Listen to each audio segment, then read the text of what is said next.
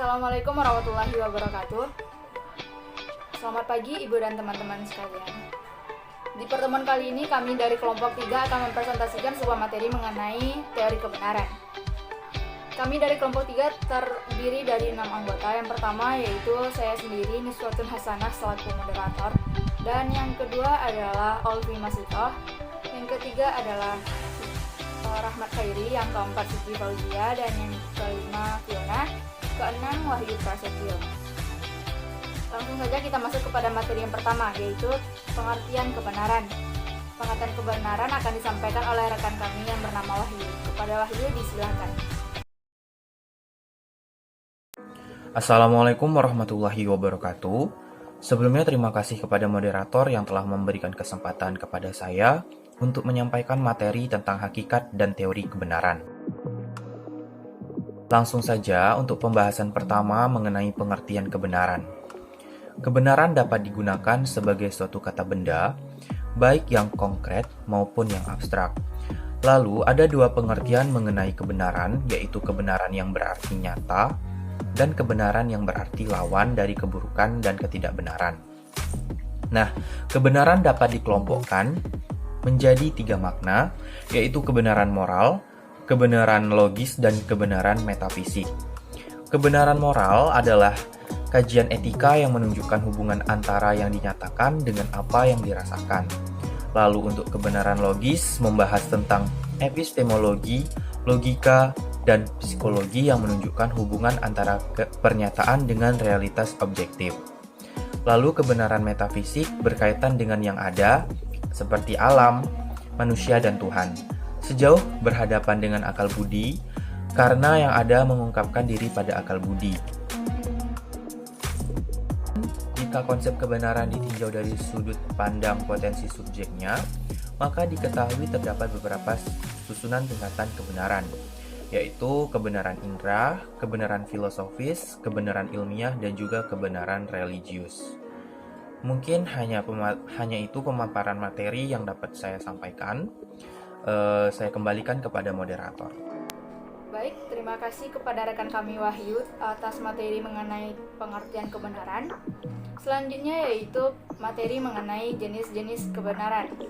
Nah, materi jenis-jenis kebenaran ini akan disampaikan oleh rekan kami yang bernama Fiona. Kepada Fiona disilahkan. Baiklah, perkenalkan nama saya Fiona, NIM 19045108, dan di sini saya akan melanjutkan materi tentang jenis-jenis kebenaran. Untuk jenis-jenis kebenaran itu terdapat 4 kriteria. Yang pertama adalah berdasarkan sumber atau asal dari kebenaran pengetahuan. Kebenaran pengetahuan dapat bersumber dari yang pertama itu fakta empiris atau kebenaran empiris yang pembuktiannya harus dibuktikan dengan sifat yang ada pada objek empiris tersebut atau berdasarkan pengamatan indrawi. Yang kedua yaitu wahyu atau kitab suci atau kebenaran wahyu, yaitu bersumber dari kitab suci atau wahyu yang dipercaya sebagai ungkapan tertulis dari wahyu, sehingga yang menjadi acuan pembuktiannya adalah wahyu atau kitab suci itu sendiri. Yang ketiga yaitu mengenai fiksi atau fantasi atau kebenaran fiksi, yang sumber pemikirannya adalah hasil pemikiran fiksi atau fantasi dari orang yang bersangkutan, sehingga yang menjadi dasar untuk acuan pembuktiannya adalah alur pemikiran fiksi atau fantasi yang terwujud dalam ungkapan lisan atau tertulis, visual atau auditif, dan gabungan keempatnya. Yang kedua yaitu atas dasar cara atau sarana yang digunakan untuk memperoleh kebenaran pengetahuan. Antara lain dapat menggunakan yang pertama yaitu indera atau kebenaran indrawi yang harus dibuktikan dengan kemampuan indera untuk menangkap objek indrawi dengan segala bentuk kelebihan dan kekurangannya.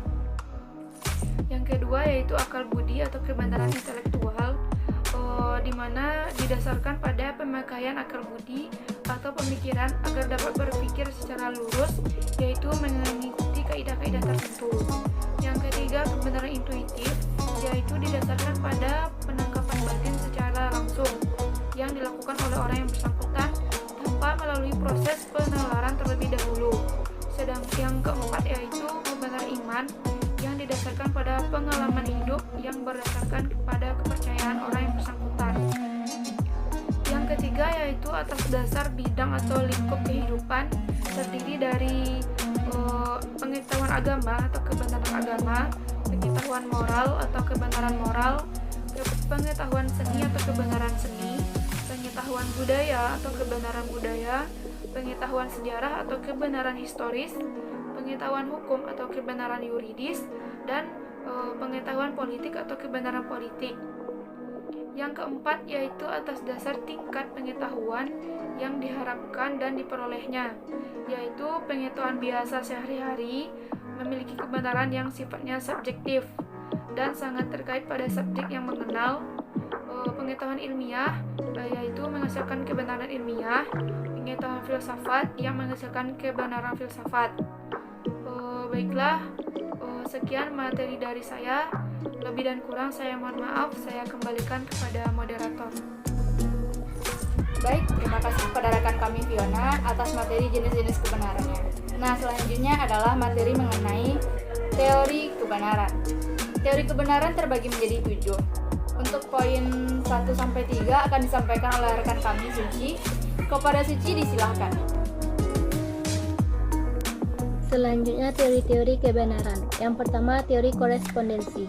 Teori korespondensi adalah teori kebenaran yang didasarkan pada fakta objektif sebagai dasar kebenarannya. Teori ini menyatakan bahwa sebuah pernyataan dianggap benar hanya jika pernyataan tersebut berhubungan dengan fakta objektif yang ada. Fakta objektif tersebut adalah segala bentuk fenomena berupa tampilan visual, gelombang suara, rasa, maupun tekstur yang bisa ditangkap melalui panca indera.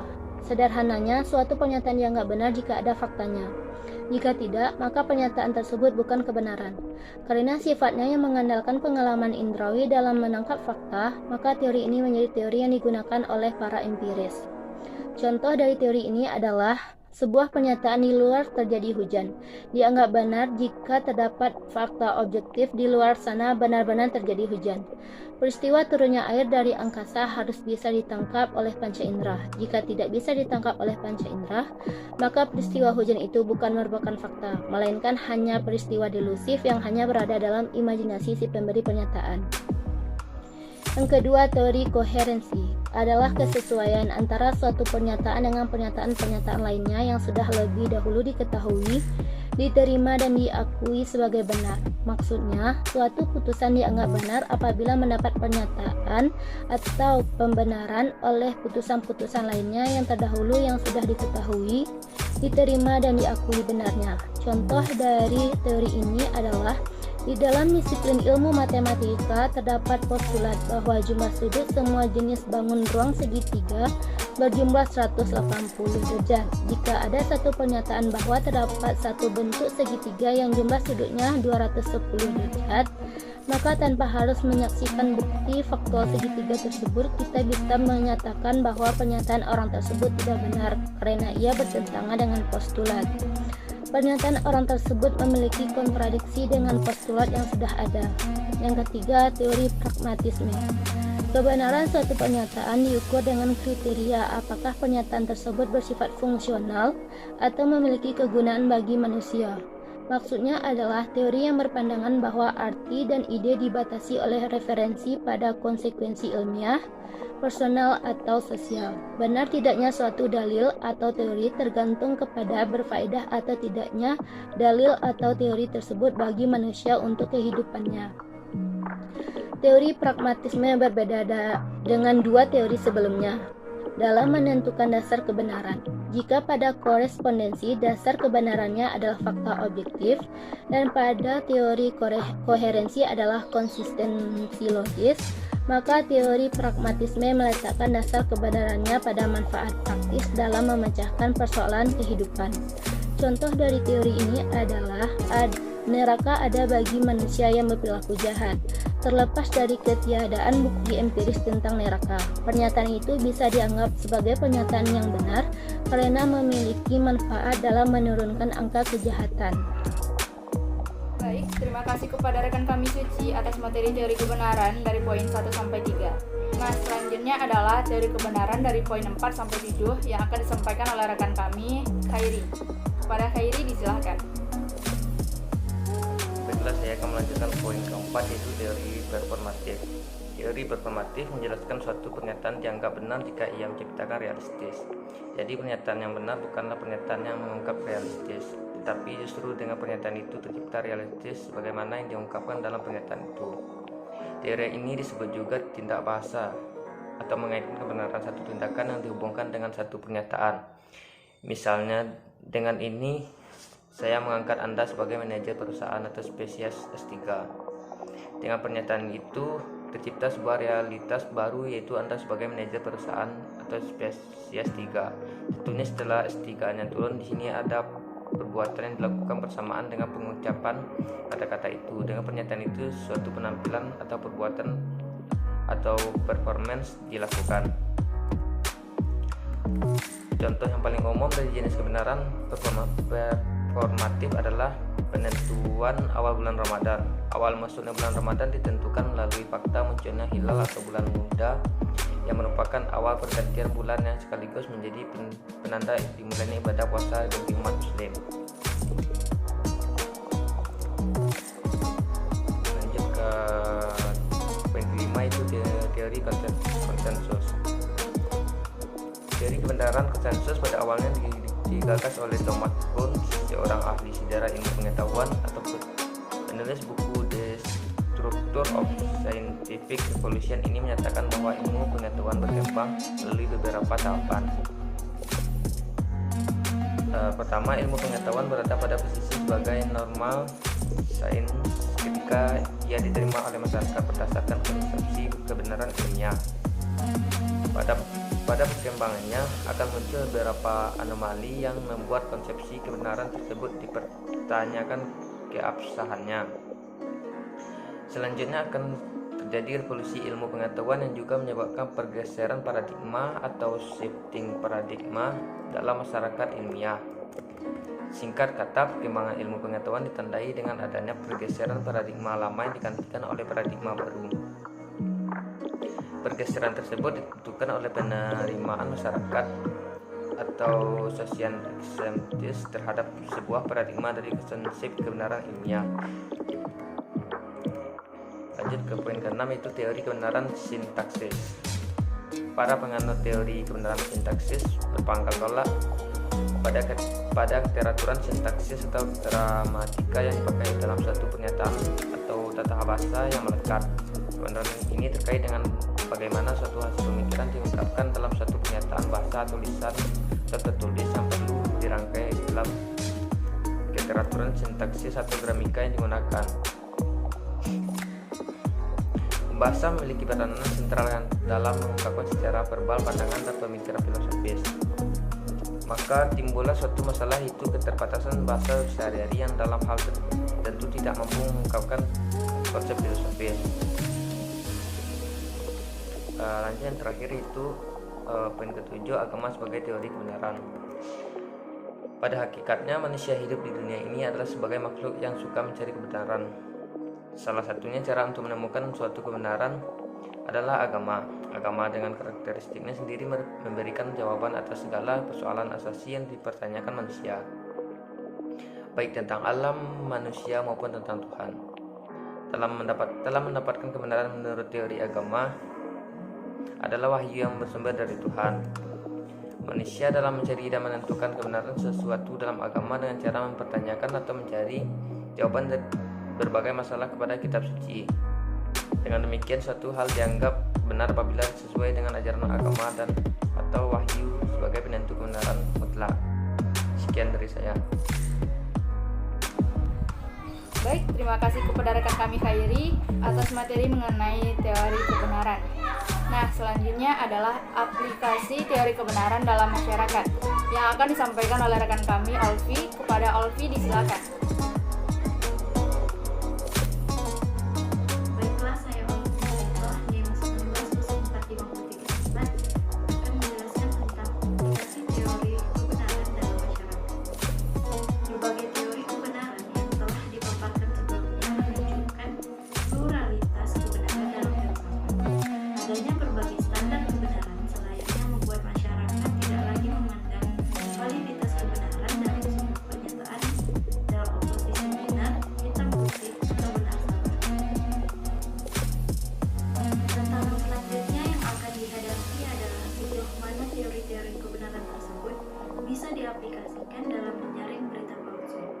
Tentu saja penerapan teori-teori tersebut bergantung pada kondisi objek kebenaran itu sendiri. Selanjutnya, teori korespondensi misalnya bisa diterapkan selama objek kebenaran bersifat faktual dan bisa diakses secara langsung melalui panca indera. Dalam konteks dunia maya, pembuktian kebenaran dilakukan melalui gambar atau video. Tantangan selanjutnya yang akan dihadapi adalah sejauh mana teori-teori kebenaran tersebut bisa diaplikasikan dalam menyaring berita palsu. Tentu saja penerapan teori-teori tersebut bergantung pada kondisi objek kebenaran itu sendiri. Selanjutnya, teori korespondensi misalnya bisa diterapkan selama objek kebenaran bersifat faktual dan bisa diakses secara langsung melalui panca indera. Dalam konteks dunia maya, pembuktian kebenaran dilakukan melalui gambar atau video. Yang terakhir, teori konsensus bisa diterapkan untuk menyaring situs atau portal berita yang tidak mencukupi syarat bagi terbentuknya komunikasi rasional. Situs atau portal berita semacam ini biasanya dicirikan dengan adanya klaim kebenaran dalam reportase beritanya dan tidak menyajikan fakta yang berimbang. Sekian yang dapat saya sampaikan, saya kembalikan kepada moderator. Baik, terima kasih kepada rekan kami Olvi atas materi aplikasi teori kebenaran dalam masyarakat. Nah, dengan berakhirnya materi tadi, maka berakhir pula lah presentasi kelompok 3 pada pertemuan kali ini. Saya Niswatun Hasanah beserta kelompok 3 mohon undur diri, jika ada yang salah mohon dimaafkan. Assalamualaikum warahmatullahi wabarakatuh.